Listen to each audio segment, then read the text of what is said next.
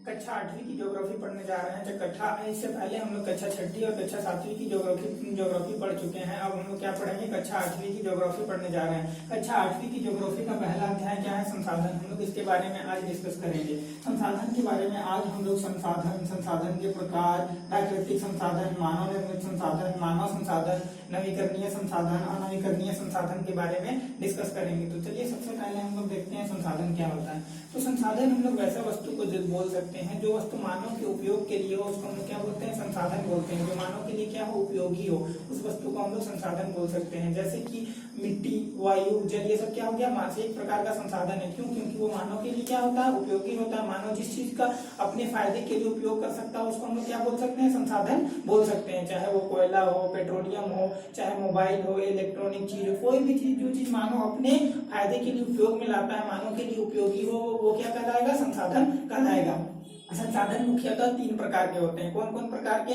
तो पहला प्राकृतिक संसाधन होता है, दूसरा मानव निर्मित संसाधन होता है, और तीसरा क्या होता है, स्वयं मानव संसाधन होता है। और इन सब में सबसे महत्वपूर्ण संसाधन कौन है, तो मानव संसाधन है। मानव संसाधन सबसे महत्वपूर्ण है क्योंकि मानव संसाधन क्या है, सभी संसाधनों का उपयोग कौन करता है, मानव करता है। और जितने भी संसाधन है उसको संसाधन कौन बनाता है, मानव ही बनाता है, अपना शारीरिक और मानसिक क्षमताओं का उपयोग करके। तो सबसे महत्वपूर्ण संसाधन इन तीनों संसाधनों में कौन सा है, मानव संसाधन है। तो चलिए सबसे पहले हम लोग प्राकृतिक संसाधन के बारे में डिस्कस करते हैं। प्राकृतिक संसाधन हम लोग किसको बोल सकते हैं, वैसा संसाधन जो प्रकृति के द्वारा प्रदत्त हो उसको हम लोग क्या बोलते हैं, प्राकृतिक संसाधन बोलते हैं। जो हमें प्रकृति से पहले से ही विद्यमान हो, प्रकृति के द्वारा हम लोगों को दिया गया हो, उसको हम लोग क्या बोलेंगे, प्राकृतिक संसाधन बोलेंगे। जैसे उदाहरण के तौर पे वायु हम लोगों को क्या पहले से विद्यमान है, हम लोगों को प्रकृति गॉड गिफ्टेड है, भगवान हम लोगों को वायु दिया है वायुमंडल के रूप में। जल भी हम लोगों का प्राकृतिक संसाधन है, मिट्टी भी हम लोगों का क्या है, प्राकृतिक संसाधन है, चट्टान भी हम लोगों का क्या है, प्राकृतिक संसाधन है। उसके बाद बात करते हैं हम लोग मानव निर्मित संसाधन की। मानव निर्मित संसाधन क्या हो सकता है, वैसा संसाधन जो मानव के द्वारा बनाया जाता हो उसको हम लोग क्या बोलते हैं, मानव निर्मित संसाधन बोलते हैं। जैसे कि हम लोग बात करते हैं ये कक्षा क्या है, मानव के द्वारा बनाया गया, मानव के उपयोग के लिए बनाया गया, तो इसको हम लोग क्या बोल सकते हैं, मानव संसाधन बोल सकते हैं। मोबाइल फोन हो गया, गाड़ी हो गया, जितने भी वस्तु जो मानव अपने उपयोग के लिए बनाता है उसको हम लोग क्या बोलेंगे, मानव निर्मित संसाधन बोलेंगे। अब मानव निर्मित संसाधन के बाद हम लोग बात करते हैं मानव संसाधन की। मानव संसाधन क्या होता है, मानव संसाधन स्वयं है जो अपना मानसिक एवं शारीरिक क्षमताओं का उपयोग करके क्या करता है, किसी भी वस्तु को संसाधन में कन्वर्ट करता है और उसका क्या करता है, उपभोग करता है, उसको हम क्या बोल सकते हैं, मानव संसाधन बोल सकते हैं। जैसे उदाहरण के तौर पर मानव के पास जब प्रौद्योगिकी नहीं था वो कोयला का उपयोग कर पाता था, नहीं कर पाता था। अगर वो कोयला का उपयोग नहीं कर पाता था, कोयला के बारे में वो नहीं जानता था, तो क्या उस समय मानव के लिए कोयला एक संसाधन था, नहीं था। क्योंकि जब तक हम लोग उसका उपयोग नहीं कर पाएंगे, मानव के लिए वो उपयोगी नहीं होगा, तब तक वो संसाधन हो पाएगा, नहीं हो पाएगा। वो संसाधन कब होगा, जब मानव के लिए वो बहुत ही उपयोगी बन जाए, वो क्या हो जाएगा, एक संसाधन हो जाएगा। जैसे हम लोग क्या करते हैं कि कोयला से क्या होता है, कोयला से हम लोग वाष्प इंजन चलाते हैं, विद्युत बनाते हैं। इससे पहले जब लाखों करोड़ों साल पहले कोयला का हम लोग उपयोग नहीं किए थे, तो वो कोयला का उपयोग नहीं जानते थे, तो क्या होता था, कोयला हमारे लिए एक प्रकार का संसाधन नहीं था। लेकिन जैसे ही हम लोग कोयला से क्या करना सीख लिए, विद्युत का उत्पादन करना सीख लिए, ताप विद्युत बनाना सीख लिए, कोयला हमारे लिए क्या हो गया, एक महत्वपूर्ण संसाधन हो गया। तो इस तरह मानव संसाधन क्या है, एक बहुत ही महत्वपूर्ण संसाधन है, क्योंकि वो अपने मानसिक से प्रौद्योगिकी का विकास करके क्या कर सकता है, किसी भी चीज का उपयोग कर सकता है, उपभोग कर सकता है, उसको संसाधन बना सकता है। इसीलिए सबसे महत्वपूर्ण संसाधन क्या है, तो मानव संसाधन है। मानव संसाधन क्या करता है, सबसे पहले तो मानव संसाधन के कारक में समय आते हैं, और दूसरा क्या आता है, प्रौद्योगिकी आता है। समय किसी भी निश्चित समय के आधार पर ही वो क्या कर सकता है, समय संसाधन में बदल सकता है। लाखों करोड़ों साल पहले कोयला हमारे लिए संसाधन नहीं था, लेकिन आज क्या है, कोयला हमारे लिए संसाधन है। इसके लिए हम लोग क्या किए, प्रौद्योगिकी का विकास किए हैं। उसके लिए विद्युत बनाने के लिए बहुत से मशीन का, इन्वेंटरी का हम लोग क्या किए हैं, विकसित किए, ताकि क्या कर सकते हैं, कोयला से हम लोग विद्युत का उत्पादन कर सकते हैं, कोयला से खाना बना सकते हैं। तो कोयला हमारे लिए क्या हो गया, एक संसाधन हो गया। तो मानव संसाधन किसी भी चीज को संसाधन बनाने के लिए बहुत ही महत्वपूर्ण है। उसके 2 महत्वपूर्ण कारक है। कौन कौन कारक है, पहला समय है और दूसरा क्या है, प्रौद्योगिकी है। यही दोनों कारकों की आवश्यकता से क्या कर सकता है, मानव किसी भी वस्तु को क्या बना सकता है, अपने उपयोग के लिए बना सकता है, उसको हम लोग क्या बोल सकते हैं, मानव संसाधन बोल सकते हैं। अब देखते हैं हम लोग प्राकृतिक संसाधनों का वर्गीकरण। प्राकृतिक संसाधनों को कितने कितने वर्गों में बांट सकते हैं। तो देखिए प्राकृतिक संसाधनों को मुख्यतः हम लोग विकास के उपयोग के आधार पर, उत्पत्ति के आधार पर, समय के आधार पर और वितरण के आधार पर वर्गीकृत कर सकते हैं। तो पहला हम लोग देखते हैं विकास व उपयोग के आधार पर।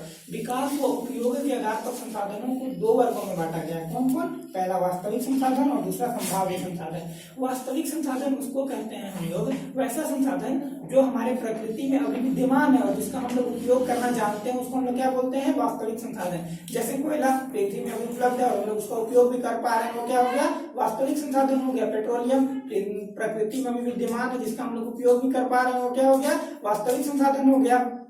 उसी तरह दूसरा क्या हो गया, संभाव्य संसाधन। संभाव्य संसाधन वैसे संसाधन को हम लोग बोल सकते हैं जिस संसाधनों की पृथ्वी में होने की संभावना है, पृथ्वी में वो है, आने वाले समय में हम लोग उसका क्या कर सकते हैं, प्रौद्योगिकी का विकास करके उपयोग कर सकते हैं। फिलहाल के समय में हम लोग उसका उपयोग नहीं कर पा रहे हैं, लेकिन आने वाले समयों में क्या कर सकते हैं, उसका उपयोग कर सकते हैं। उसको हम लोग क्या बोल सकते हैं, संभाव्य संसाधन बोल सकते हैं। तीसरा हम लोग देखते हैं उत्पत्ति के आधार पर संसाधनों को कितने वर्गों में बांटा गया है। तो उत्पत्ति के आधार पर संसाधनों को दो वर्गों में बांटा गया है। कौन कौन? जैव संसाधन और अजैव संसाधन।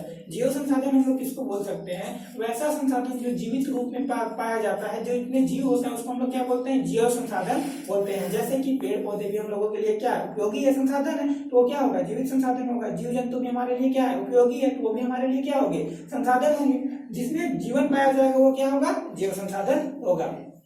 दूसरा हम लोग देखते हैं अजैव संसाधन। अजैव संसाधन हम लोग वैसे संसाधन को बोल सकते हैं जिसमें जीवन निहित नहीं हो, उसको हम लोग क्या बोलते हैं, अजैव संसाधन।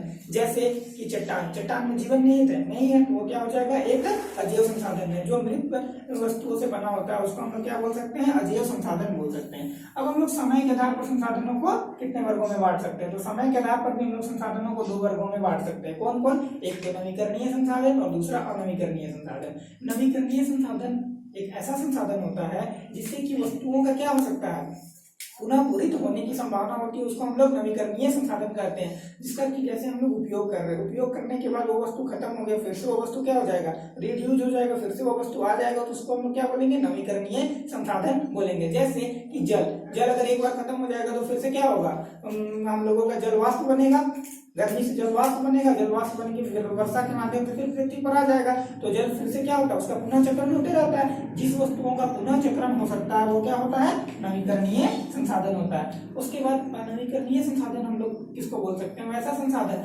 जिसका नवीकरणीय तो होता हो लेकिन नवीकरणीय होने में कितना लगता है, लाखों करोड़ों साल का समय लग जाता है, उसको हम लोग क्या बोल सकते हैं, नवीकरणीय संसाधन। क्योंकि एक व्यक्ति का जीवन काल कितना होता है, मैक्सिमम 60 से 100 साल, 60 से 100 साल का जीवन होता है। कोई व्यक्ति 60 से 100 साल में उसका जीवन काल होता है और कोई वस्तु को, कोई संसाधन को नवीकरणीय होने में हजारों लाखों साल लग रहा है, तो उसके लिए तो बेकार हो जाएगा ना, तो उसको हम लोग क्या बोल सकते हैं, अनवीकरणीय संसाधन। इसीलिए हम लोगों को अनवीकरणीय संसाधनों का क्या करना चाहिए, कम उपयोग करना चाहिए और बचा के रखना चाहिए, ताकि हम लोग उसका सतत पोषणीय विकास कर सके और आने वाली भावी पीढ़ी उसका क्या कर सके, उपयोग कर सके।